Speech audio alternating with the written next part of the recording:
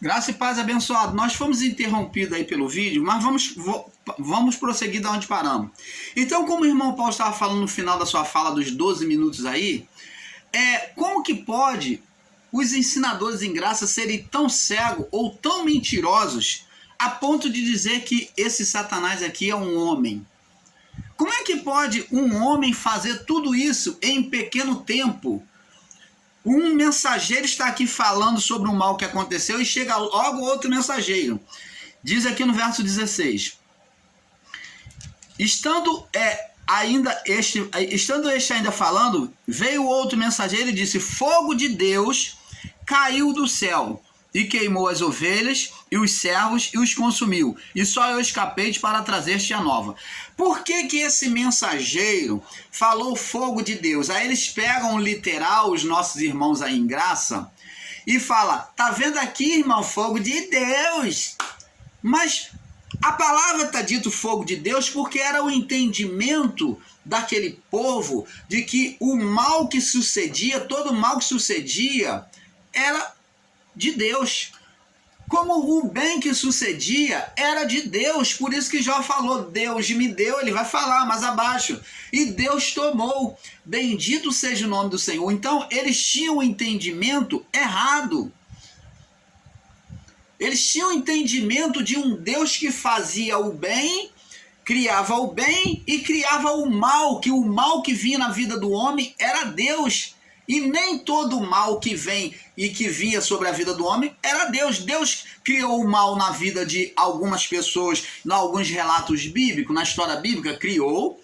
Deus criou o mal, criou. Mas isso não significa literalizar e ensinar que Deus produz o mal. Deus, quando criou o mal, criou para defender o seu povo israelita. Deus criou o mal para punir os rebeldes. Então ele levantou o ser Satanás, né? Deixou ele punir aqueles rebeldes. Então, abençoado, temos que entender: esse fogo do céu nunca foi o próprio Deus. Nunca foi o próprio Deus pedindo a ele mesmo, porque seria contraditório você ensinar um Deus como Deus e Satanás ao mesmo tempo. E existem irmãos aí ensinando Deus como duas figuras, como Deus e Satanás. Mas não existe isso, amado. Então, Deus, ele é um só. Eles estão dividindo Deus em duas faces, duas bandas, uma banda boa e outra banda má. Uma banda é o Criador e outra banda é Satanás. Isso não existe.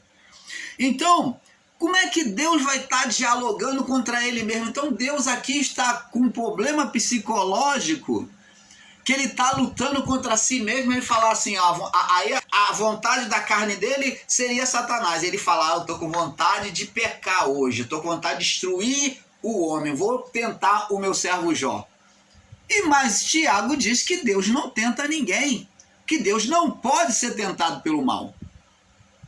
Mas estão ensinando um Deus que de repente dá vontade nele de criar o mal contra a vida de Jó, de destruir a família de Jó, de destruir os camelos, os animais, tudo que ele criou, de fazer cair fogo do céu. Oh, abençoado! Eles não entendem que aqui é uma legalidade. Quando o ser espiritual ele está dentro da sua legalidade, ele pode fazer tudo. O próprio Paulo diz que no final dos tempos o espírito do anticristo faria descer, e Pedro diz que eles fariam sinais, grandes sinais nos céus, que se possível enganaria até os escolhidos. Eles fariam descer fogo dos céus, sinais nos céus, e não fizeram na época da igreja primitiva, lá em Atos dos Apóstolos. Aqui, os filhos do diabo fizeram na época da igreja primitiva. E aqui nós vemos também que, no período de Jesus, o próprio Satanás levanta uma tempestade no meio-mar. Ou você vai ensinar e dizer que aquela tempestade foi de Deus. Opa! Você vai ter coragem de ensinar que a tempestade apaziguada em meio ao mar foi Deus que enviou? Então estaria o filho demandando contra o pai, os dois fazendo uma brincadeira? Vamos provocar os discípulos para eles ficarem atemorizados.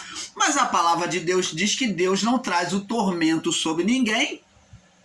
Tiago diz que Deus não tenta ninguém. Como é que Deus estaria trazendo tormenta sobre o mar, aonde os discípulos estavam apavorados? Como é que Deus vai trazer tormenta aonde o filho estava sossegado, dormindo e se sentiu incomodado pelos discípulos por acordarem ele? Eles foram chamados de homens, geração incrédula e perversa. Ora, Jesus estaria fazendo uma cena, um teatro com o Criador? Ô, abençoado, vamos observar isso, vamos acordar para esses enganos que está sendo ensinado em graça.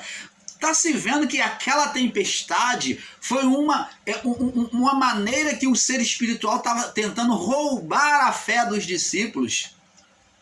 Eles estavam a caminho de Gadara para o confronto, sabendo que lá em Gadara era uma região, um lugar que o mal tomou, as forças malignas tomou ali para dominar, de dominação naquele lugar.